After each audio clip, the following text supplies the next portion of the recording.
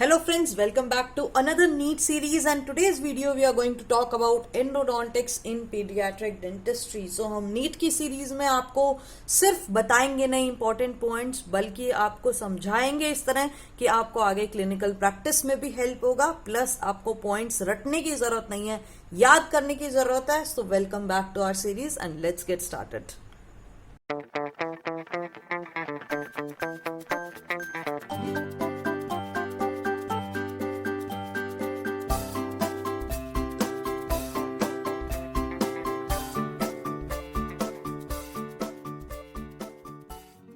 अगर आपको हमारी वीडियो पसंद आ रही है तो आप सब्सक्राइब कीजिए, ताकि अगर आप किसी सैटरडे को वीडियो देखना भूल भी जाएं तो आपके पास ऑटोमेटिकली आपके यूट्यूब पे लेक्चर पहुंच जाए. तो चलिए शुरू करते हैं. एंडोडोंटिक्स इन पीडियाट्रिक डेंटिस्ट्री में सबसे पहली चीज, first thing first is that vital क्या होता है, नॉन वाइटल क्या होता है.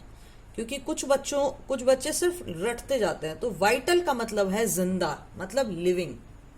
नॉन वाइटल का मतलब है नॉन लिविंग. इसका मतलब क्या है, कोई भी दांत है, राइट, कोई भी दांत में अगर पल्प होगा, ये कोई भी दांत है, डेसिडुअस टीथ है ये, और अगर इसमें पल्प होगा, अगर इन्फेक्शन आ रहा है, इन्फेक्शन आ रहा है, स्प्रेड हो गया, ये इन्फेक्शन अभी पल्प तक नहीं पहुंचा है. इसका मतलब पल्प वो जगह है दांत की जिसमें सारे के सारे नर्व्स हैं, सारी की सारी ब्लड वेसल्स हैं. तो अगर ये यहां तक नहीं पहुंचा, इसका मतलब ये दांत क्या है, वाइटल है. नॉन वाइटल का मतलब क्या है, इन्फेक्शन क्या है, अब पल्प तक पहुंच चुका है, अब माइक्रो ऑर्गेनिजम्स पल्प में जाना शुरू कर गया. ठीक है, तो ये हो गया हमारा नॉन वाइटल दांत. तो सबसे इंपॉर्टेंट यही चीज है हम लोगों को, क्योंकि हम कभी कभी नॉन वाइटल वाइटल में भी कुछ बच्चे कंफ्यूज हो जाते हैं. तो स्टार्ट करते हैं, इजी से स्टार्ट करेंगे, धीरे धीरे करके अपने आप पेस पकड़ लेंगे. तो देखो, सबसे इंपॉर्टेंट चीज होता है, बच्चा जब आपके पास आता है, आप एंडोडोंटिक ट्रीटमेंट आप पीडो के पेशेंट में कब करोगे, ये इस चैप्टर का मेन मूल सार है कि हम एंडो ट्रीटमेंट कब करेंगे एक बच्चे पेशेंट में. अगर बच्चा सेंसिटिविटी के साथ आएगा, नो, क्योंकि माइल्ड सेंसिटिविटी जब होती है जब बच्चे का दांत एक्सफोलिएट होने लगता है. देखो, प्राइमरी दांत और परमानेंट दांत में थोड़ा सा फर्क है. क्या फर्क है, जो प्राइमरी दांत है ना, उसके अंदर एक्सफोलिएशन होती है, उसके अंदर फिजियोलॉजिक रूट रिजॉर्प्शन होती है.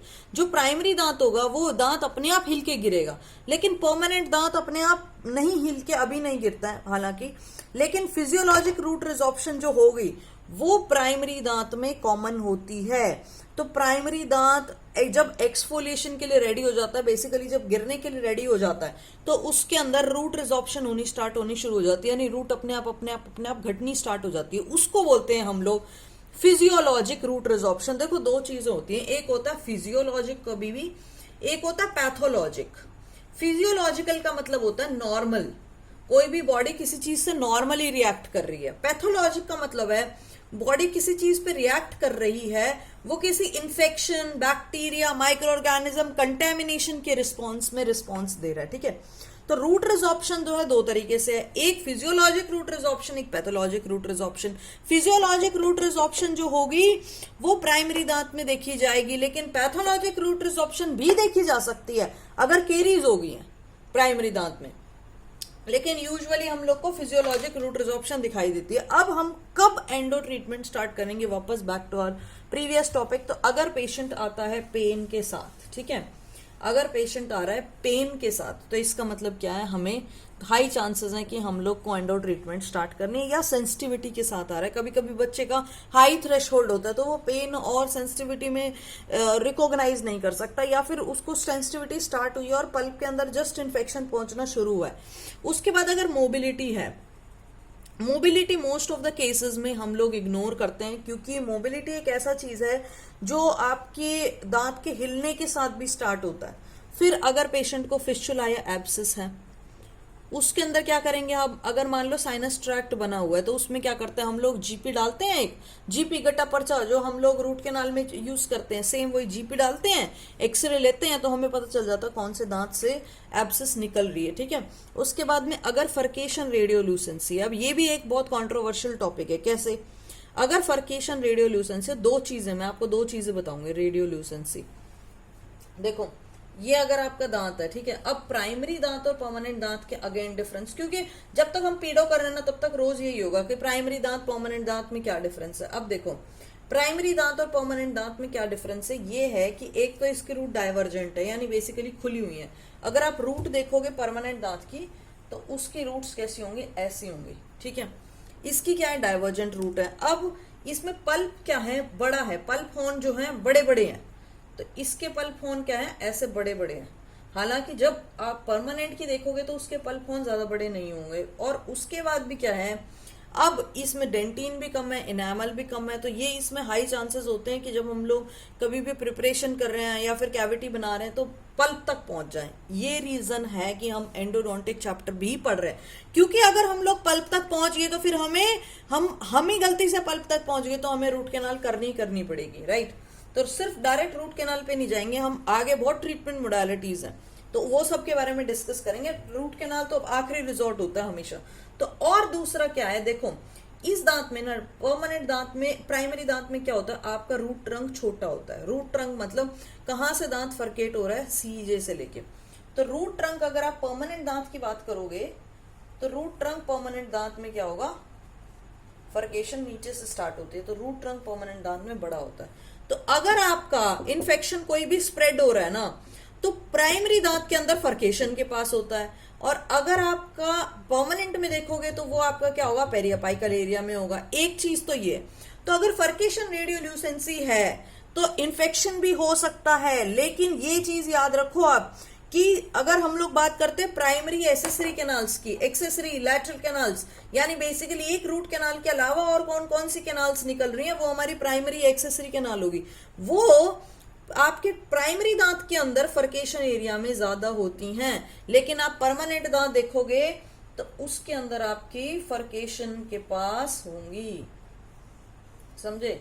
उसमें आपकी लैटरल कैनाल मोस्टली क्या होती है, आखिरी के 3 mm में होती है। इसलिए जब हम लोग परमानेंट दांत में सर्जरी करते हैं, एंडोडोंटिक सर्जरी और रीसेक्शन करते हैं, तो ये रूल होता है कि रीसेक्शन में हमें 3 मिलीमीटर की बोन निकालनी होती है, वो हम लोग एंडो में पढ़ेंगे आगे जाके। तो बेसिकली जो है फर्केशन एरिया में हमारी प्राइमरी दांत में सबसे ज्यादा एसेसरी कैनाल्स होती हैं, सबसे ज्यादा लैटरल कैनाल से एसेसरी कैनाल बोल सकते हैं। और ये रीजन है कि अगर क्वेश्चन पूछा जाता है आपसे कि अगर रेडियोल्यूसेंसी फर्केशन एरिया में है तो आईओपीआर में, तो आपकी ट्रीटमेंट क्या होगी, दांत एक्सट्रैक्ट करें या नहीं करें, तो वो आपको वाइजली सोचना है, क्योंकि एक्सेसरी कैनाल की वजह से भी रेडियोल्यूसेंसी हो सकती है प्राइमरी दांत में, ठीक है।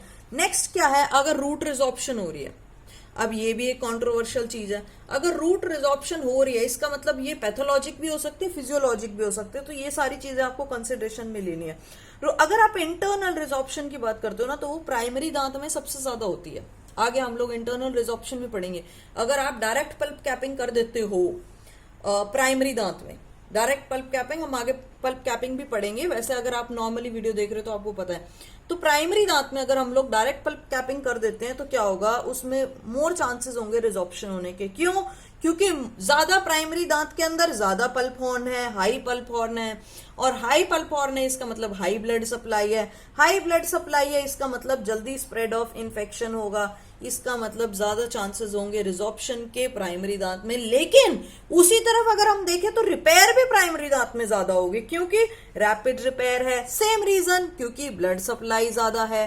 तो पल्प जो है हमारा, उसको हमें प्रोटेक्ट करना है। प्रोटेक्ट करने के लिए एक सबसे गोल्ड स्टैंडर्ड जिसको हम पहले जमाने में बोला करते थे ना, वो हमारा होता था कैल्शियम हाइड्रोक्साइड, ठीक है।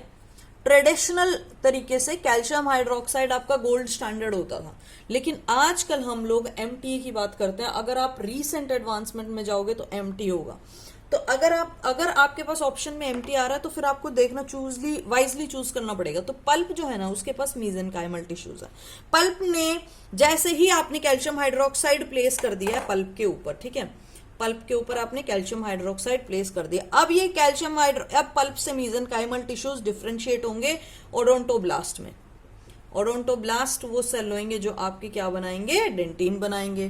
तो ये ओडोंटोब्लास्ट एक्टिवेट कर देंगे आपके एएलपी एंजाइम को, जो कि आपका क्या है, एल्कलाइन फॉस्फेटेज है। ये एल्कलाइन फॉस्फेटेज कैल्शियम लेगा ब्लड में से। ये देखो, क्योंकि ये सेल्स कहां पे हैं, ये सेल्स आपके पल्प के बिल्कुल जंक्शन पे हैं, तो ये क्या करेगा, ये कैल्शियम लेगा ब्लड में से और ये कैल्शियम लेके क्या बनाएगा, रिपेरेटिव डेंटिन बनाएगा। तो ये क्वेश्चन एक पूछा जाता है कि कैल्शियम हाइड्रोक्साइड में जब हम लोग कैल्शियम हाइड्रोक्साइड प्लेस करते हैं तो जो नया डेंटिन फॉर्म होता है उसमें कैल्शियम कहां से आता है, उसमें कैल्शियम देखो ब्लड से आ रहा है, ठीक है, उसमें कैल्शियम हाइड्रोक्साइड से नहीं आ रहा है, तो ये एक गलती नहीं करनी।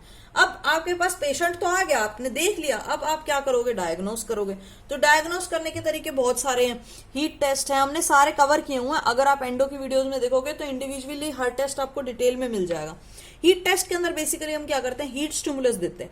हीट स्टिमुलस देके सबसे पहले एक चीज याद रखनी, कभी भी हीट टेस्ट, कोल्ड टेस्ट या फिर आप इलेक्ट्रिकल पल्प टेस्टिंग करोगे, ये 3 टेस्ट जो है ना, एक ये तीनों पल्प टेस्टिंग, ये डायरेक्टली जिस दांत पे आपको देखना है उस दांत पे नहीं करते हो, क्योंकि इनमें पेन पेशेंट स्टिमुलस देता है। अब पेन का स्टिमुलस पेशेंट खुद बताएगा मेरे को यहाँ पे पेन होगी, तो आपको पहले ये देखना है दूसरे दांतों में कि उस बंदे का पेन का स्टिमुलस है कितना, कितने लेवल तक का करंट वो ले सकता है नॉर्मली, फिर आप आओगे अफेक्टेड दांत में, ठीक है।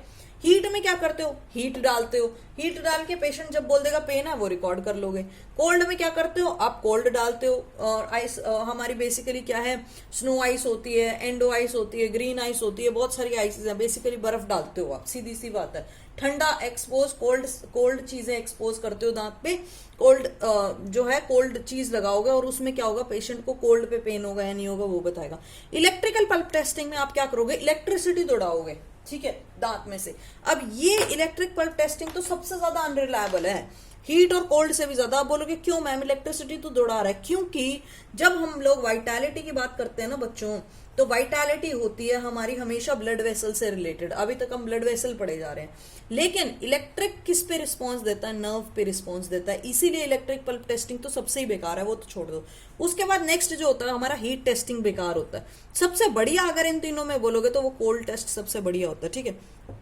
उसके बाद हमारे पास आता है एनेस्थेटिक टेस्ट आता है, ठीक है। उसके बाद हमारा आता है टेस्ट कैविटी। टेस्ट कैविटी जो है ना वो लास्ट रिजॉर्ट है। टेस्ट कैविटी का मतलब ये है कि अगर मान लो आपका इलेक्ट्रिकल पल्प टेस्टिंग में आ गया फॉल्स नेगेटिव। फॉल्स नेगेटिव का क्या मतलब है, फॉल्स नेगेटिव का मतलब है एक चीज पे ध्यान दो कि ये बोल क्या रहा है, नेगेटिव। नेगेटिव का मतलब है आपको ये बोल रहा है कि पल्प जो है वो डेड है, लेकिन फॉल्स डेड है, यानी कि एक्चुअल में तो पल्प अलाइव है, लेकिन इस टेस्ट में बोल रहा है कि पल्प डेड है। जैसे कि ट्रॉमा के केस में हो सकता है, ये बोल सकता है कि डेड है, उसमें स्टंड पल्प होता है। स्टंड पल्प वो होता है, ट्रॉमा लग गया, मान लो किसी को सर पे चोट लगी, एकदम से लाके बैठ गिरा, वो क्या करता है, टन ऐसे करके घूमता रहता है, राइट, तो स्टन हो जाता है इंसान, ऐसा बोलते हैं स्टंड हो गया। या फिर किसी ने माल वाल फूक लिया तो वो क्या बोलते हैं, स्टंड हो गया वो बंदा, तो यानी उसको होश नहीं है, इसीलिए वो फॉल्स डेड रिस्पॉन्स देता है, लेकिन होता वो जिंदा ही है। लेकिन वो जब करंट दौड़ाएंगे तो उसको पता नहीं चलेगा, क्योंकि वो स्टंड पड़ा हुआ है, तो उसको बोलते हैं स्टंड पल्प, जो ट्रॉमा के केसेस में होता है, ठीक है। तो ये क्या देगा, फॉल्स नेगेटिव दे सकता है। वो केसेस जिसमें आपको दिख रहा है कि पल्पाइटिस नहीं है, पल्प इन्वॉल्व नहीं है, लेकिन फिर भी पेशेंट करंट पे आपको टेस्ट नहीं दे रहा, उस केसेस में स्पेशली टेस्ट कैविटी बड़ा काम आता है। टेस्ट कैविटी में क्या करते हो, बिना एलए देके टूथ प्रिपरेशन स्टार्ट कर देते हो। अब अगर आप पल्प तक पहुंचने वाले और पेशेंट दर्द में चिल्लाने लग गया, इसका मतलब क्या है, पल्प वाइटल है, ऑफकोर्स सी बात है, ठीक है। तो ऐसे पता करते हैं। और भी बहुत सारे टेस्ट है पल्प वाइटैलिटी के। सबसे बढ़िया टेस्टों में कौन कौन से, पल्स ऑक्सीमेट्री टेस्ट। अब पल्स ऑक्सीमेट्री क्या है, अगर आपने देखा हो, आप हॉस्पिटल में अगर जाएंगे तो वेंटिलेटर मशीनों के पास ना एक ऐसी वो वाली मशीन होती है जो उंगली में डाल देते हैं और वो आपका PO2 बताती है, सैचुरेशन ऑफ ऑक्सीजन बताती है ना। ऐसे ये मशीन एक दांत में लगाते हैं, ठीक है। ऐसे ही आपका दांत है, मान लो ये आपका दांत है, ठीक है, और ऐसे इसमें लगा देंगे। अब ये दांत में लगाने के बाद क्या बताएगा, ऑक्सीजन, पल्स ऑक्सीमेट्री क्या बताएगा, PO2 बताएगा, आपका पार्शियल प्रेशर ऑफ ऑक्सीजन दांत के अंदर, पल्प के अंदर कितना है, ठीक है। फिर आपका लेजर डॉपलर भी होता है, ठीक है, लेजर डॉपलर भी होते हैं। ये सारे क्या है, टेस्ट हैं। उसके बाद नेक्स्ट अब इंपॉर्टेंट चीजें स्टार्ट कर लेते हैं। हमने बेसिक जो है एक बार थोड़ा सा रिवाइज कर लिया।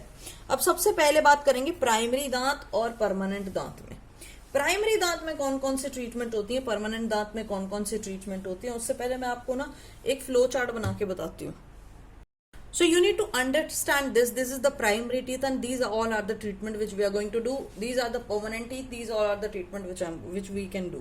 So the first treatment is that it is direct pulp capping. Direct pulp capping is, suppose this green one is the pulp, okay, and if caries is invading and caries has reached close to the pulp, but it hasn't reach the pulp, pulp तक नहीं पहुंची है, pulp के सिर्फ पास पहुंची है।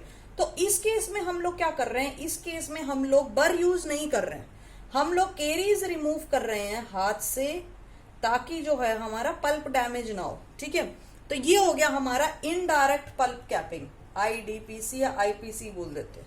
Direct pulp capping क्या है, डायरेक्ट पल्प कैपिंग या तो अगेन देखो दो होगा, एक मैकेनिकल एक्सपोजर, एक chemical exposure, I mean caries exposure. Mechanical exposure यानी ट्रोमेटिक एक्सपोजर, मैकेनिकल या ट्रोमेटिक एक्सपोजर यानी या तो चोट से एक्सपोजर हो गया, या फिर हम प्रिपरेशन कर रहे हैं और प्रिपरेशन करते करते गलती से बर्ड टच हो गया, तो फिर क्या होगा, हमारा मैकेनिकल एक्सपोजर हो जाएगा।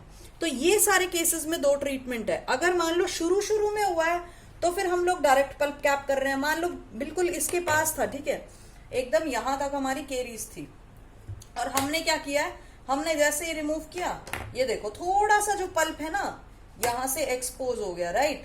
तो इस केस में हम लोग क्या कर रहे हैं, इस केस में हम लोग कर रहे हैं डायरेक्ट पल्प कैपिंग। बेसिकली हम इसी में ही और ऊपर इसको पूरा का पूरा आरसीटी नहीं कर रहे हैं, इसको बस एज इट इज सील करके इसकी ट्रीटमेंट कर रहे हैं। नेक्स्ट आता है, अगर आपका जो केरीज है वो इन्वॉल्व हो गया है, केरीज इन्वॉल्व हो गया आपका यहां तक, ठीक है, ये क्या है, क्राउन है, ये क्या है, रूट है, ठीक है।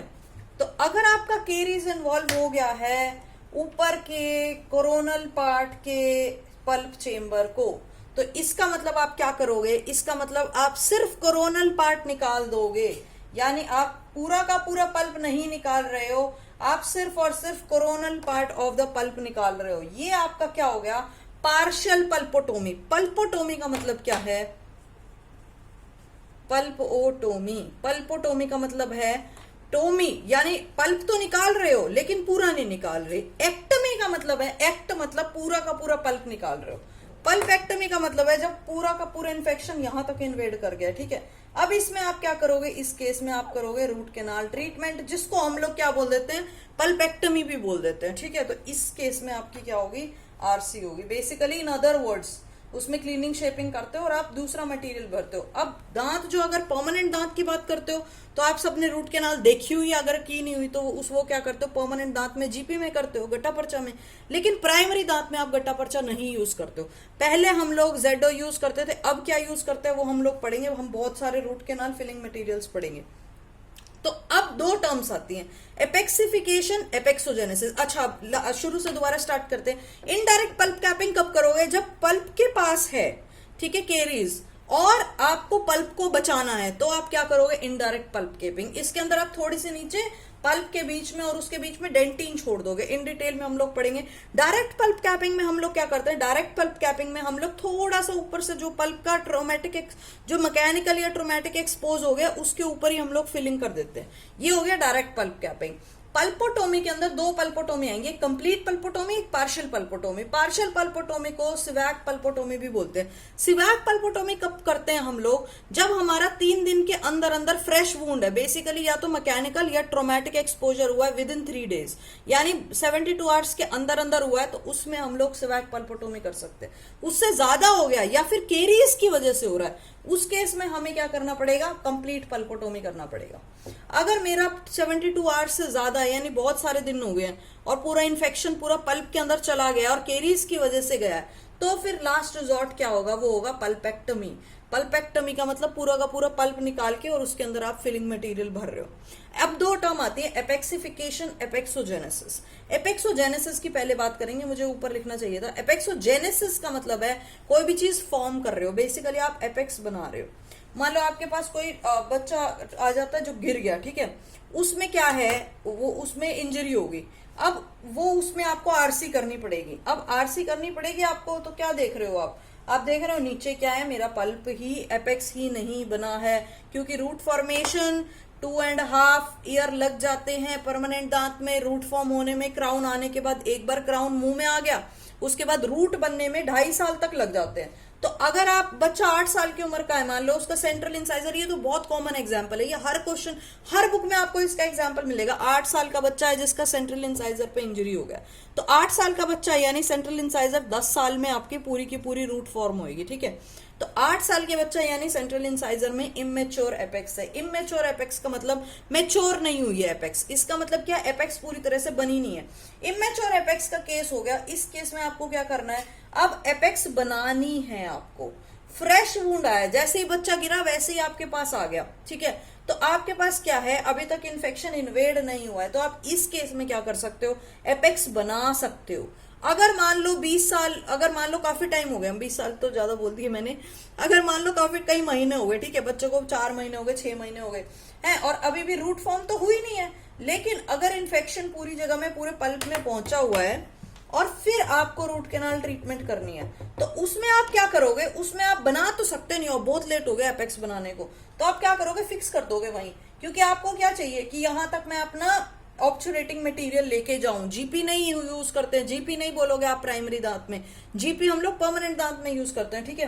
तो हम लोग क्या बात कर रहे हैं कि हमें यहां तक सील करना है, अपाइकल सील यहां तक देना है, तो ऐसे हम लोग फिक्स कर देते हैं ताकि मटेरियल जो है नीचे एल्वियोलर स्पेसेस में या फिर नीचे बोन के अंदर नहीं जाए, इसीलिए एक सील प्रोवाइड कर देते हैं, तो यहां तक हो जाता है। वो हो गया फिक्सेशन।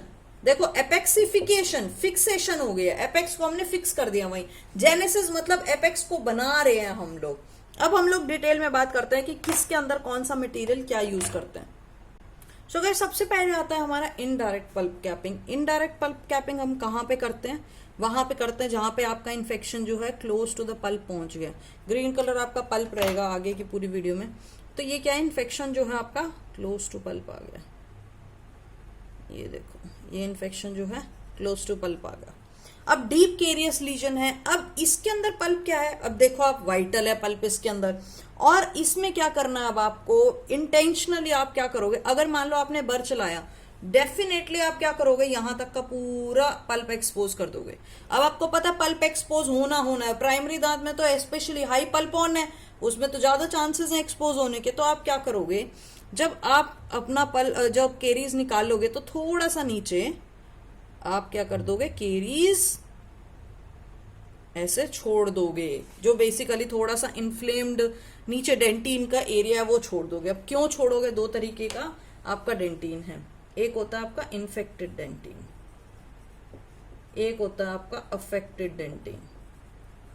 इन्फेक्टेड का मतलब क्या है, इन्फेक्टेड का मतलब है कि इसके अंदर बैक्टीरिया आ गया है, कंटेमिनेट हो गया। तो अगर आप कोई भी केरीज देखोगे तो अंदर वाला जो एरिया होगा ना, जो बिल्कुल खत्म हो चुका होगा, जो एकदम सॉफ्ट होगा।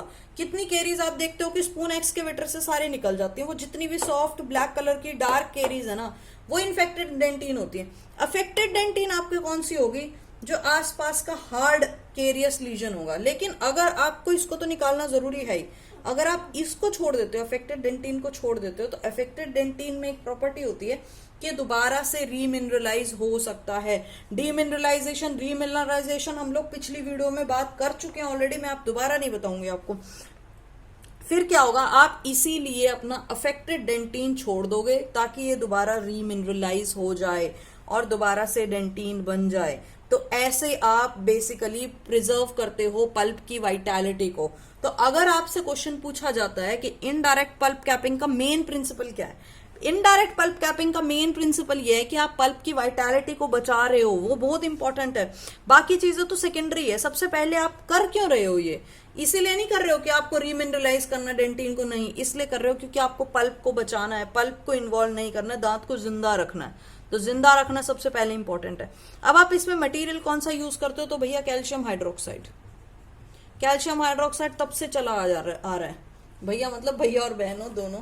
तो कैल्शियम हाइड्रोक्साइड मैंने आपको क्या बोला था, गोल्ड स्टैंडर्ड है, लेकिन आजकल कैल्शियम हाइड्रोक्साइड नहीं यूज करते हैं, आजकल हर चीज में रिसेंट आए जा रहा है। तो इसमें हम लोग क्या यूज करते हैं, रेजिन मॉडिफाइड जीआईसी यूज करते हैं, या तो रेजिन मॉडिफाइड जीआईसी यूज करते हैं, या फिर हम लोग यूज करते हैं हमारा कैल्शियम हाइड्रोक्साइड में ही बायोसिरैम्स।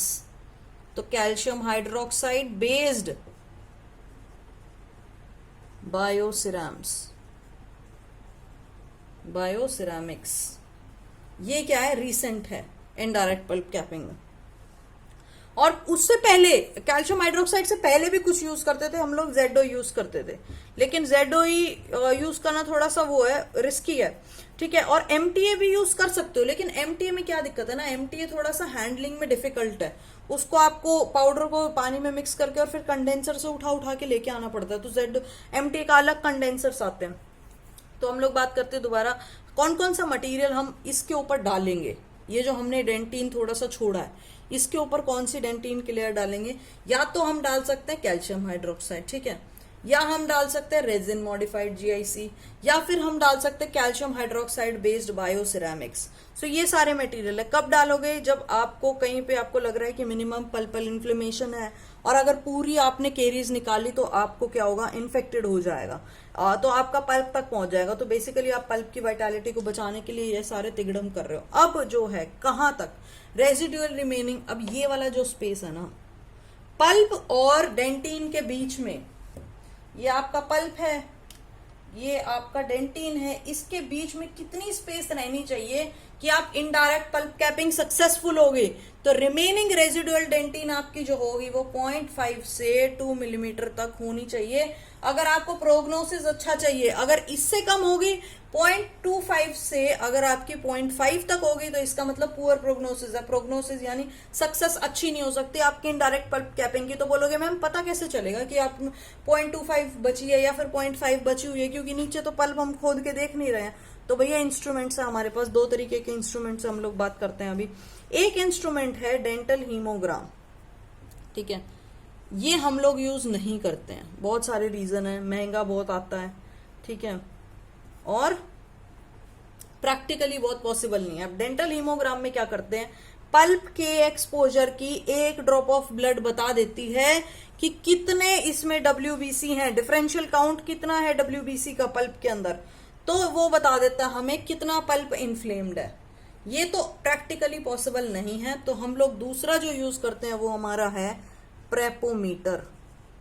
प्रेपोमीटर क्या है, एक डिजिटल इंस्ट्रूमेंट है जो मेजर करता है कि डेंटिन पल्प के ऊपर कितना बचा हुआ है, ठीक है। प्रेपोमीटर में कैसे बताएगा, वो लाइट इंडिकेटर होते हैं, उसके अंदर ग्रीन लाइट आएगी मतलब अच्छा सिग्नल है, जा सकते हो, है ना, ग्रीन लाइट आएगी मतलब एडिक्वेट है, रेड लाइट आएगी मतलब भाई अब वो वार्निंग साइन आ गया, क्लोज टू पल्प आ गए हो तुम लोग, ऑरेंज लाइन आएगी यानी उन दोनों के बीच में है कहीं पे, ठीक है। तो आपको यूजुअली जब आप डेंटिन निकालते हो तो या तो आपको low speed hand piece use करना है या फिर आपको स्पून एक्सकेवेटर यूज करना है, और पेशेंट को रिकॉल करना है, चेक करना है रिपेरेटिव डेंटिन बना है या नहीं बना है। लेकिन ये ऑप्शनल है, बहुत लोग तो निकाल के वापस देखते हैं डेंटिन को कि बना या नहीं बना है, फिर आपकी परमानेंट फिलिंग करते हैं, लेकिन बहुत लोग नहीं भी करते हैं, एक ही विजिट में भेज देते हैं। तो नेक्स्ट आता है हमारा direct pulp capping. Direct pulp capping में आपको क्या बात याद रखनी है, एक तो ये, क्योंकि हम पीडो में पढ़ने लग रहे हैं तो ये याद रखना है कि डीपीसी जो है वो पीडो के पेशेंट में नहीं करते हैं, तो प्राइमरी दांत में अवॉइड किया जाता है। उसका रीजन ये है, कैल्शियम हाइड्रोक्साइड को जब हम लोग डायरेक्टली पल्प पे डालते हैं तो वो क्या कर देता है, इंटरनल रूट रिजॉर्प्शन कर देता है, उसके चांसेस बढ़ा देता है।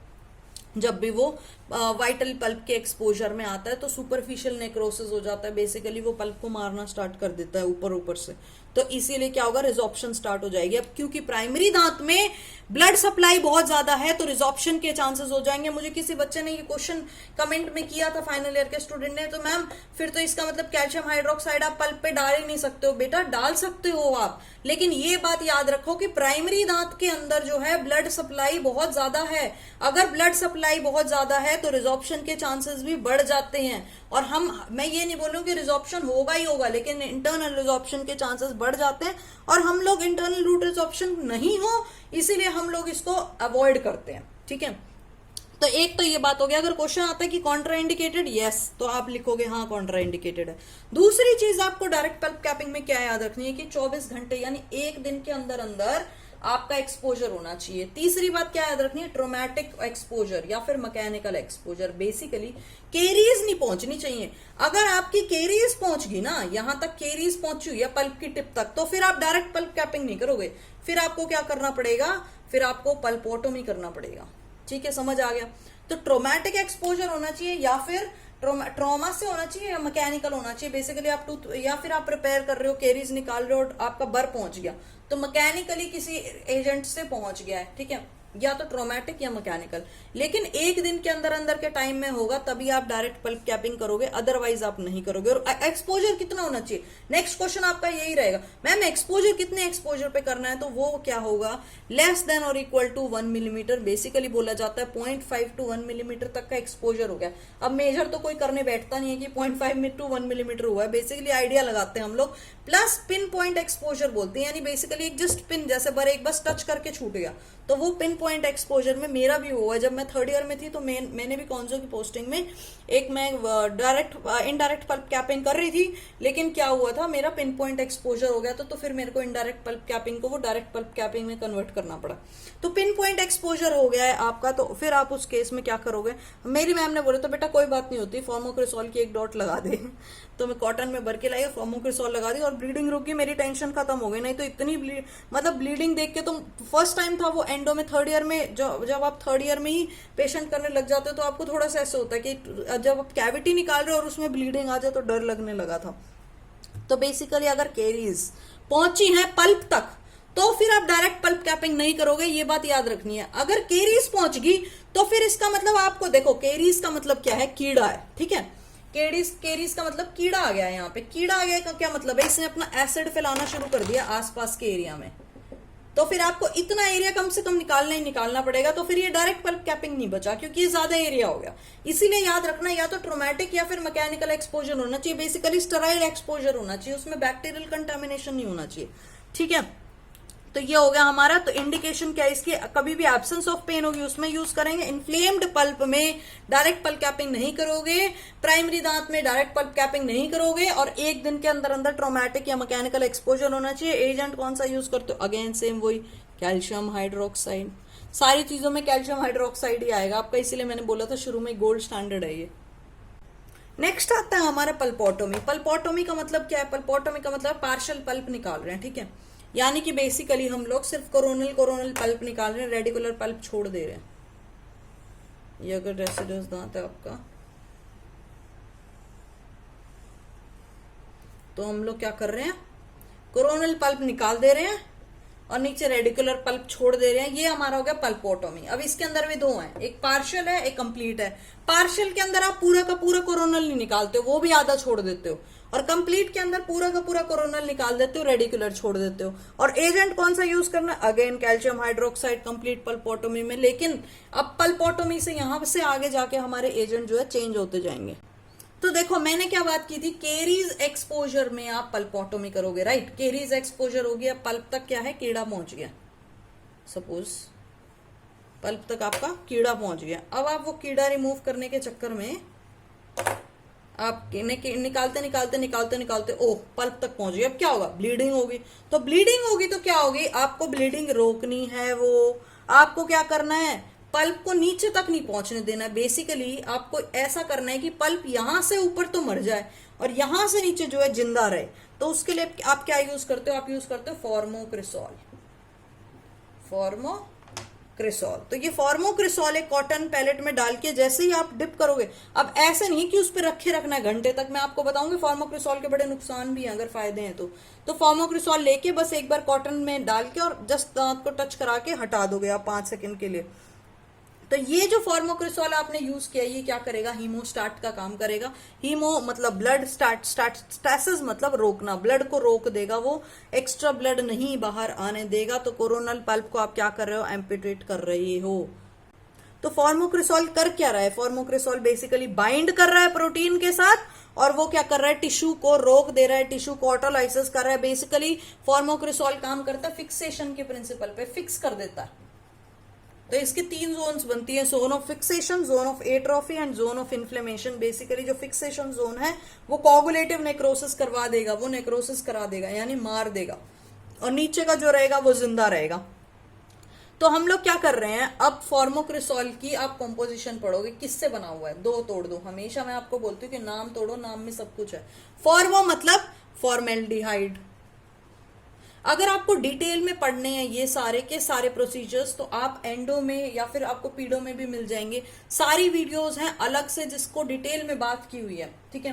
फॉर्मा और क्रिसॉल के अंदर हमारा क्या है, क्रिसॉल के अंदर क्रिसॉल ही है। तो फॉर्मेल्डिहाइड कितना है, देखो नाम फॉर्मो छोटा है और क्रिसॉल वर्ड बड़ा है, 1 2 3 4 है ना, 5 और 1 2 3 4 5 6, तो फॉर्मो छोटा है और क्रिसॉल बड़ा है, इसका मतलब 19% फॉर्मेल्डिहाइड होगा और क्रिसॉल क्या होगा 35% होगा। ये दोनों के दोनों मिक्सचर हम लोग किस में डाल रहे हैं, 15% या तो ग्लिसरीन में डाल दो आप या फिर वाटर में डाल दो, ठीक है। तो अब आपको क्या करना है, इस फॉर्मोक्रिसॉल का 1:5 कॉन्सेंट्रेशन सोल्यूशन बनाना है, 1:5 कॉन्सेंट्रेशन सोल्यूशन फॉर्मोक्रिसॉल का बनाना है और पल्पोटोमी में यूज करना है। इस 1:5 कॉन्सेंट्रेशन फॉर्मोक्रिसॉल को हम लोग बोलते हैं बकलीज फॉर्मूला। ये क्या हमारा बकलीज फॉर्मूला। अब ये बकलीज फॉर्मूला कैसे बनाते हो, 1:5 कॉन्सेंट्रेशन बोला है मैंने, इसका मतलब क्या है, इसका 1/5 यानी एक पार्ट जो होगा वो तो बकलीज होगा, बकलीज फॉर्मोक्रिसॉल, और 4 पार्ट क्या ले रहे हैं 1:5, मतलब देखो 1:5 का मतलब क्या है, 1:5 का मतलब है 5 में से 1 भाग जो है वो बकलीज है, तो बचे हुए 4 भाग किसके हैं, बचे हुए 4 पार्ट हैं एक मिक्सचर के। कौन सा मिक्सचर, वो हम अभी बनाएंगे। इस 4 पार्ट का भी आप आगे डिवाइड कर दोगे, 3 पार्ट इसके अंदर, 3 पार्ट्स हैं ग्लिसरीन के और 1 पार्ट है डिस्टिल्ड वाटर का, ठीक है। तो बेसिकली ये डाइल्यूटेड फॉर्मोक्रिसॉल है। डाइल्यूटेड फॉर्मोक्रिसॉल किसमें है, ग्लिसरीन में या फिर वाटर में, मैंने पहले भी बताया था आपको 15%। तो बकलीज फॉर्मूला में 4 1 देखो, अब 1:5 में आप बोलोगे 1 पार्ट कैसे, मैम 1:5 का मतलब है 1/5 यानी 5 में से 1 हिस्सा जो है वो बकलीज है, बचे हुए 4 हिस्से ग्लिसरीन और वाटर के हैं, उसमें से ग्लिसरीन का ज्यादा पार्ट है, पानी डिस्टिल्ड वाटर का कम पार्ट है। तो ये हम लोग यूज करते हैं हमारे पार्शियल पल्पोटोमी में। तो ये हो गया हमारा पल्पोटोमी। अब आप बोलोगे सीवैक पल्पोटोमी की बात, तो सीवैक पल्पोटोमी जो है ना वो पार्शियल पल्पोटोमी बोलते हैं। वो सिर्फ तभी कर सकते हो आप जब आपका या तो मैकेनिकल एक्सपोजर हुआ है या फिर ट्रोमैटिक एक्सपोजर हुआ है, और कितने दिन के अंदर, बेसिकली 1 से 3 दिन के अंदर अंदर, तो 24 घंटे से 72 आवर्स के अंदर अंदर अगर मैकेनिकल या ट्रोमैटिक एक्सपोजर हुआ है तो ही आप पार्शियल पल्पोटोमी कर सकते हो। अब पल्पोटोमी पार्शियल होगी, इसका मतलब पूरा का पूरा कोरोनल नहीं निकाल रहे हो, इसका मतलब सिर्फ कोरोनल का भी 2 से 3 मिलीमीटर का हिस्सा निकाल रहे हो, बस वो हो गया आपका सीवैक पल्पोटोमी या पार्शियल पल्पोटोमी। ये आप इमेच्योर दांत में भी कर सकते हो, ओपन एपेक्स है जिस केस में। देखो ये आपकी सारी पल्पोटोमी अगर वाइटल होती है, नॉन वाइटल होती है, वाइटल होती है तो उसके अंदर या तो डीवाइटलाइजेशन या प्रिजर्वेशन या रीजनरेशन। डीवाइटलाइजेशन के अंदर आप बस बचा हुआ ऊपर का जो coronal part of the pulp है उसको डिवाइटलाइज कर रहे हो, बेसिकली आप उसको मार रहे हो, ठीक है। प्रिजर्वेशन का मतलब जो ऊपर का आपका कोरोनल पल्प है उसको आप प्रिजर्व कर रहे हो, और रीजनरेशन का मतलब है कोरोनल जो आपका पल्प है उसको आप दोबारा से ग्रो कर रहे हो, रीजनरेट कर रहे हो, ठीक है। नॉन वाइटल के अंदर आप बेसिकली फॉर्मोक्रिसॉल और बीचवुड है। तो डीवाइटलाइजेशन के अंदर सिंगल सिटिंग या फिर आपकी 2 स्टेज। सिंगल सिटिंग मतलब एक ही सिटिंग में पूरी की पूरी पल्पोटोमी कर रहे हो, 2 स्टेज का मतलब है 2 सिटिंग ले रहे हो आप करने में। सिंगल सिटिंग में आप क्या यूज करते हो, फॉर्मोक्रिसॉल जो हम पढ़ चुके हैं। फॉर्मोक्रिसॉल में क्या है, फॉर्मेल्डिहाइड और क्रिसॉल है, 19-35% और 1:5 कॉन्सेंट्रेशन में हम लोग यूज करते हैं। इलेक्ट्रोसर्जरी से कर सकते हो या लेजर में लेजर ले सकते हो। 2 स्टेज की बात करते हो तो उसमें या तो गाइसी ट्रायोपेस्ट लेते हो या फिर पैराफॉर्मेल्डिहाइड लेते हो। देखो प्रिजर्वेशन बहुत इंपॉर्टेंट है, हम प्रिजर्व करना, अब ऊपर का पल्प मारने से अच्छा है कि हम उसको प्रिजर्व कर ले। तो उसके अंदर आपका क्या क्या आता है, एम्प्टी आता है। एम्प्टी क्या है ना, ग्रे से कलर का होता है, ठीक है। पाउडर को आप उसमें मिक्स करते हो और उसके बाद आपको कैरियर ले जाके उसमें डालना होता है। अब एम्प्टी है ना उसमें सेट होता है, मॉइस्चर में सेट होता है और 3-4 घंटे लगते हैं एमटीए को सेट होने में। तो मॉइस्चर में सेट होता है ये, तो हम क्या करते हैं, पहले का कॉन्सेप्ट क्या होता था कि हम लोग उस पर वेट कॉटन रख के पेशेंट को भेज देते हैं, 3-4 घंटे उसको बोलते हैं घूम फिर के आ जा, 3-4 घंटे बाद दोबारा बुला लेते हैं और उसके बाद फिर हम लोग मटेरियल डाल देते हैं ऊपर। लेकिन आजकल कॉन्सेप्ट क्या बोलता है कि जो आपका पल्प के अंदर ऑलरेडी जो मॉइस्चर प्रेजेंट है ना एमटी, उससे भी सेट हो सकता है। उसके बाद है ग्लूट्रेल्डिहाइड। ग्लूट्रेल्डिहाइड 2% यूज करते हैं और ग्लूट्रेल्डिहाइड बेटर बेटर है फॉर्मोक्रिसॉल से, क्योंकि उसके मॉलिक्यूलर साइज जो है ज्यादा बड़े हैं, ये प्रिजर्व कर रहा है। देखो फॉर्मोक्रिसॉल मार रहा था, ग्लूट्रेल्डिहाइड बचा रहा है, प्रिजर्व कर रहा है, तो ये ज्यादा अच्छा है। तो ग्लूट्रेल्डिहाइड 2% यूज करते हैं 3 से 4 मिनट तक, 3 to 4 minute. Formocresol most of the किताब में 1 मिनट बोलते हैं, ठीक है, लेकिन कुछ में बोलते हैं कि 1 मिनट से कम यूज करो। फेरिक सल्फेट जो है उसको हम लोग यूज करते हैं 15 कंसंट्रेशन में, 15.5 कंसंट्रेशन। अब इतनी ज्यादा कंसंट्रेशन है, इसीलिए इसको सिर्फ 2 से 5 सेकेंड तक ही यूज करते हैं, ठीक है। रीजनरेशन में हम लोग बोन मॉर्फोजेनिक प्रोटीन्स लेते हैं, तो उनसे क्या है, रिवाइव करते हैं, वापस से रीजनरेट कराते हैं। कैल्शियम हाइड्रोक्साइड जो है, वैसे पल्पोटोमी में अगर प्राइमरी दांत की देखा जाए तो वो इंडिकेटेड कॉन्ट्रा इंडिकेटेड है, क्योंकि वो क्या कराता है, इंटरनल रिजॉर्प्शन कराता है, इसलिए कैल्शियम हाइड्रोक्साइड प्राइमरी दांत की बात नहीं करते हैं। रीजन आपको ऑलरेडी पता है। पल्पेक्टमी की बात करते हैं। पल्पेक्टमी वर्ड का मतलब क्या है, पल्प का रिमूवल, राइट, पूरा का पूरा रिमूवल, पल्प एक्टमी, यानी पूरा रिमूव कर रहे हो। आप क्या कर रहे हो, सबसे पहले पल्प रिमूव कर रहे हो, इरिगेट कर रहे हो, ठीक है, हाइड्रोजन पेरोक्साइड 3% से, फिर सोडियम हाइपोक्लोराइड से बेसिकली केनाइल को, फिर ड्राई करते हो पेपर पॉइंट से। उसके बाद आप क्या कर रहे हो, सारी की सारी वॉल्स पे जिंक ऑक्साइड यूजेनॉल का पेस्ट लगा रहे हो, ठीक है। फिर उसके बाद में आप एक्सेसिव रिमूव कर दे रहे हो पेपर पॉइंट से, एच फाइल से। तो बेसिकली रूट कैनाल में आप फिल क्या करते हो प्राइमरी दांत में, वो एक इंपॉर्टेंट क्वेश्चन है। तो बहुत सारे मटेरियल है रूट कैनाल, फिलिंग मटेरियल्स हैं, ठीक है, प्लंगर से यूज करते हैं हम लोग। तो सबसे पहले आता है आपका जेडोई, जो कि सबसे पहले यूज किया जाता था।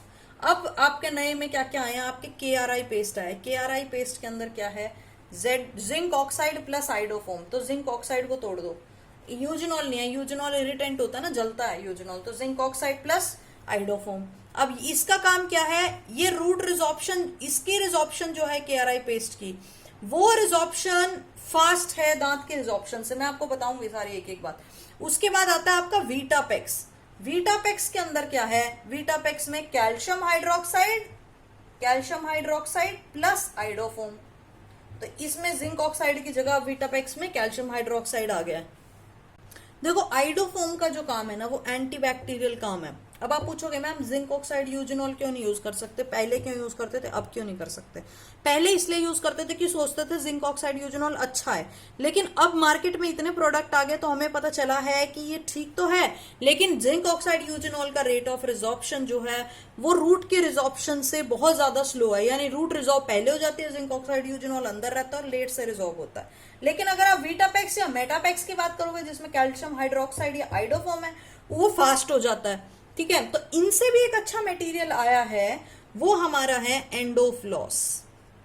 एंडोफ्लॉस जो है वो रूट की रिजॉर्प्शन के साथ रिजॉर्ब होता है। इसके अंदर क्या है, ये वाले दोनों इंग्रेडिएंट, ये वाले दोनों कौन से थे, zinc oxide eugenol plus eugenol, मतलब बेसिकली ये वाला zinc oxide eugenol plus calcium hydroxide. तो ये नया मटेरियलाइज की रिजॉर्प्शन रूट की रिजॉर्प्शन के साथ होती है, ठीक है। ये अपना हो गया। अभी KRI पेस्ट के अंदर क्या क्या है, KRI पेस्ट के अंदर है हमारा iodoform plus parachlorophenol plus menthol plus camphor. ये बहुत डिटेल में अगर आप जाओगे तो इसके सारे इंग्रेडिएंट है। तो बेस्ट मटेरियल की बात करोगे तो अगर आपके पास प्रेजेंट है एंडोफ्लॉस तो आप एंडोफ्लॉस जाओगे, और अगर उससे बेस्ट की बात करोगे तो मेटापेक्स या वीटापेक्स, और उससे नीचे सबसे नीचे जाओगे तो आपका जिंक ऑक्साइड यूजेनॉल है। और प्राइमरी दांत, जब आप प्राइमरी टूथ में रूट कैनाल कर रहे हो, बेसिकली पल्पेक्टमी कर रहे हो, तो उसमें आप फाइलें, आप ना रोटरी फाइल कभी यूज नहीं करते हो। और वर्किंग लेंथ भी मेजर करना है वो पेपर पॉइंट से करते हो, क्योंकि नीचे हो सकता है कि रिजॉर्व हो रखी हो रूट, ठीक है, ओपन एपेक्स हो सकता है, तो आप पेपर पॉइंट से मेजर करते हो और उसमें जहां पे ब्लड आ जाता है ना, वहां पे आपको पता चल जाता है। पहले आप एलए देते हो हमेशा बच्चों को, और इसकी प्रिपरेशन को बायोमैकेनिकल प्रिपरेशन ही बोलते हैं, परमानेंट की को बायोमैकेनिकल प्रिपरेशन बोलते हैं, इसकी को क्या बोलते हैं, प्राइमरी दांत की केमिको मैकेनिकल प्रिपरेशन बोलते हैं, ठीक है। इसमें हम लोग एच फाइल यूज करते हैं क्योंकि ज्यादा हमारे पास एसेसरी कैनाल्स हैं, टॉर्चरस कैनाल्स हैं, ठीक है। तो रिमेनिंग डेंटिन जो भी है वो सब निकाल देते हैं हम, रोटरी नहीं यूज करते हैं। और ऑब्चुरेशन हम लोग लेंटिनोस्पाइरल्स यूज करते हैं ऑब्चुरेशन के लिए। वर्किंग लेंथ हम 2 से 3 मिलीमीटर कम रखते हैं, क्योंकि ओपन एपेक्स हो सकता है, ये रीजन में कम रखते हैं। और हम लोग एपेक्स लोकेटर नहीं यूज करते हैं प्राइमरी दांत में, क्योंकि वो फॉल्स रीडिंग दे सकता है, क्योंकि नीचे इमेच्योर रूट हो सकती है, रूट रिजॉर्प्शन की वजह से भी फॉल्स रीडिंग हो सकती है। तो हम लोग एपेक्स लोकेटर प्राइमरी दांत में नहीं यूज करते हैं। और शेप हम लोग प्राइमरी मोलर की अगर बात करोगे ना, तो जितना ओपन हो उतना ओपन रखते हैं कि हम लोग ये देख लें कि सारे पल्प हॉर्न, क्योंकि उसमें वाइड पल्प हॉर्न है ना, तो सारे पल्प हॉर्न जो है निकल जाने चाहिए, जितना भी केरियस पार्ट है वो सारा का सारा निकल के आना चाहिए। और हम लोग पल्पेक्टमी में हम सीएमसीपी पेस्ट यूज करते हैं। सीएमसीपी हमारा क्या है, कैम्फोरेटेड मोनोक्लोरोफिनॉल। और बकलीज फार्मूला से सबसे पहले पैलेट में मोस्ट पैलेट कॉटन की लेके सीएमसीपी पेस्ट और बकलीज फार्मूला से हम लोग हटा देते हैं, और फिर हम लोग सारी अपनी प्रिपरेशन स्टार्ट करते हैं, और लास्ट में हम लोग रूट फिलिंग मटेरियल से, रूट कैनाल फिलिंग मटेरियल से फिल कर देते हैं। एक मुझसे एक स्टूडेंट ने क्वेश्चन पूछा था कि मैम एपेक्सोजेनेसिस में हम लोग नीचे तक रूट के एंड तक कैसे जाते हैं। नहीं बच्चे, हम लोग एपेक्सोजेनेसिस में रूट के एंड तक नहीं जाते। सपोज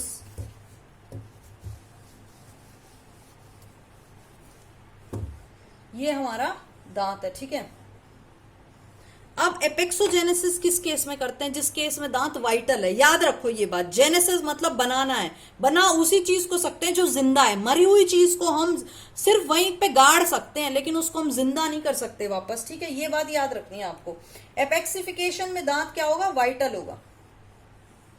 एपेक्सिफिकेशन में क्या करते हैं हम लोग, या तो हम सिवैक पल्पोटोमी करेंगे, यानी पार्शियल पल्पोटोमी कर सकते हैं, या फिर हम आईडीपीसी डायरेक्ट पल्प कैपिंग कर सकते हैं, डीपीसी कर सकते हैं, ठीक है। इन सब चीजों में क्या करते हैं हम लोग, इन सब चीजों में हम लोग एमटीए डाल देते हैं। यूजुअली एमटीए का प्रेफर करते हैं डालना। तो उसमें क्या होगा, आपके धीरे धीरे करके अपने आप एपेक्स बनने लग जाएंगे। 3-4 साल बाद आप जब देखना स्टार्ट करोगे, एक्सरे ले लेके देखोगे तो, ठीक है। तो ये आपका है पार्शियल पल्पोटोमी के बाद आप एपेक्सोजेनेसिस करते हो। एपेक्सिफिकेशन में आप क्या करते हो, पूरा आरसी करते हो, यानी बेसिकली पल्पेक्टमी करोगे, पूरा निकाल दोगे और फिर यहां पे आप डालोगे, ठीक है। ये फर्क है एपेक्सोजेनेसिस एपेक्सिफिकेशन में। जेनेसिस में आप सिर्फ ऊपर कोरोनल निकाल के भी कर सकते हो, आपको पूरा रूट कैनाल का मटेरियल, पूरी कैनाल खाली करने की जरूरत नहीं है। पल्पोटोमी से भी आपका एपेक्सोजेनेसिस हो सकता है। एपेक्सिफिकेशन करने के लिए आपको, क्योंकि नॉन वाइटल है वो, तो उसमें आपको फर्क नहीं पड़ता, वैसे भी इन्फेक्शन आपको निकालना ही है, तो आप उसके लिए आपको पल्पेक्टमी करनी पड़ेगी। लास्ट 2 टिप पॉइंट्स दे देते हैं। कैल्शियम हाइड्रोक्साइड किसने दिया था, हरमन ने दिया था, ठीक है। और इंट्रापल्पल प्रेशर कितना होता है, नॉर्मली 5 से 15 के बीच में होता है, यूजुअली 10 आपकी ऑप्शन आती है। 5 to 15 mmHg, और ये तो हो गया नॉर्मल पल्प का। डिजीज पल्प की बात करोगे तो प्रेशर बढ़ा हुआ है, देखो बैक्टीरिया है, इसका मतलब खून में प्रेशर बढ़ा हुआ है, इसका मतलब कितना हो गया, 35 mmHg तक हो गया, तो वो आपका डिजीज पल्प हो गया। हालांकि इंट्राट्यूबुलर प्रेशर क्या है, डेंटिनल ट्यूब्यूल्स के अंदर कितना प्रेशर होता है, वो 25 से 30 mmHg होता है। तो इसके साथ आपका खत्म होता है एंडोडोंटिक्स इन पीडियाट्रिक डेंटिस्ट्री। हमने उसमें सारा बेसिकली एंडो का कर लिया, और बाकी थोड़ा बहुत हम लोग एंडो में भी एंडो कवर करेंगे, राइट। तो उसमें हम लोग रीसेंट बात करेंगे, उसमें हम लोग बात करेंगे कि हम लोग जो है ये सारे मटेरियल यूज नहीं करते हैं आजकल। रीजनरेशन प्रोसीजर, रीवस्कुलराइजेशन पे हम लोग काम करते हैं। बेसिकली हम आजकल अगर मैच्योर्ड एपेक्स है, तो उस केस में हम लोग अपने ही ब्लड सेल, अपने ही स्टेम सेल को लेके कैसे हम लोग दोबारा से उगा लेते हैं सारी चीजें, तो वो सब बातें हम उसमें एंडो में भी करेंगे और अच्छे से। तो आप अपनी तैयारी कंटिन्यू कीजिए। हर सैटरडे को हमारा एक वीडियो निकलता है, मैं आपके लिए काम कर रही हूँ, पॉइंट्स इकट्ठे करती हूँ, वीडियो बनाती हूँ। तो आप लाइक कीजिए अगर आपको वीडियो पसंद आ रही है, समझ आ रही है तो। हिंदी में वीडियो है ताकि आपको अच्छे से समझ आए। हालांकि बहुत बच्चे बोल रहे हैं कि मैम आप इंग्लिश में भी वीडियो बनाइए, तो वो हम देखेंगे, लेकिन मैं ये चाहती हूँ जितने बच्चे देख रहे हैं उतने बच्चे समझें उस चीज को। आप ना रट के मत पढ़ो, आप समझ के पढ़ो धीरे धीरे करके। तो जितना भी पढ़ रहे हो आप, पीछे से भी जो भी प्रिपरेशन कर रहे हो, कंटिन्यू करो। कोशिश यही रहेगी कि इस नीट पीजी तक सारा सिलेबस हम फटाफट आगे जाके धीरे धीरे स्पीड खींचते जाएंगे। अभी हमने थोड़ा सा ओके पेस रखा हुआ है, तो सैटरडे इसको लेक्चर है। और अगर आपको लेक्चर पसंद आ रहा है तो प्लीज प्लीज प्लीज कमेंट कीजिए। अगर मैं आपके लिए पूरी वीडियो बना सकती हूँ 1 घंटे की, तो आप एक कमेंट तो कर ही सकते हैं मेरे लिए। तो आप कमेंट कीजिए अगर आपको वीडियो पसंद आ रही है, और आपका कोई भी डाउट है तो प्लीज आप नीचे कमेंट सेक्शन में अपना डाउट शेयर कर सकते हैं। और आज का हमारा क्वेश्चन है, एक 10 साल का बच्चा है, a boy 10 year old fractured his central incisor 1.5 year back. किस चीज पे फोकस करना है कि 1.5 साल पहले उसका सेंट्रल इंसाइजर टूट गया। 10 साल का बच्चा, एज पे फोकस करना होता है हमेशा। And his pulp test is negative, इसका मतलब पल्प मरा हुआ है। नेगेटिव का मतलब ये ट्रीटमेंट ऑफ चॉइस क्या होगा, डेब्रिमेंट ऑफ पल्प स्पेस यानी कि पल्प एक्टमी यानी पूरा का पूरा पल्प निकाल दिया बाहर। एंड एपेक्सिफिकेशन या फिर रूट कैनाल ट्रीटमेंट। देखो एक टिप मैं देना चाहूंगी, रूट कैनाल ट्रीटमेंट जो है वो हमेशा हम लोग परमानेंट की बात करते हैं। बच्चे की एज देखो और खुद एनालाइज करो। Debridement and pulpotomy observe and no treatment. तो इसका आंसर आप नीचे कमेंट सेक्शन में कमेंट कीजिए मुझे। और अगर आपको वीडियो पसंद आई तो प्लीज कमेंट कीजिए, लाइक कीजिए और अपने दोस्तों के साथ शेयर कीजिए। और मेरे साथ ऐसे ही बने रहिए नीट की प्रिपरेशन के लिए।